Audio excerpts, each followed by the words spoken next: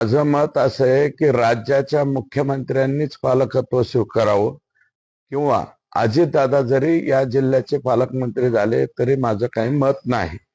परंतु मला वाटतं हे दोघंही होतील असं मला वाटत नाही.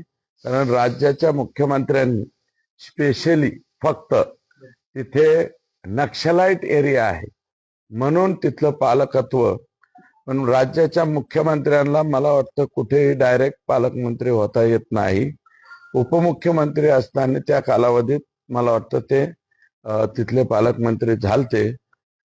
एकनाथराव शिंदे साहेबांनी काही काळ तिथे ते मला वाटतं त्यावेळेस नगरविकास मंत्री होते फक्त, किंवा MSSRDCचे त्या कालावधीत होते. मुख्यमंत्र्यांना डायरेक्ट जाता येतं का नाही हे माहित नाही, पण आनंद आहे मुख्यमंत्री उपमुख्यमंत्री दोन्ही उपमुख्यमंत्री किंवा मुख्यमंत्र्यांपैकी जर कोणी पालकमंत्री झालं तर अतिशय आनंदाची बाब होईल.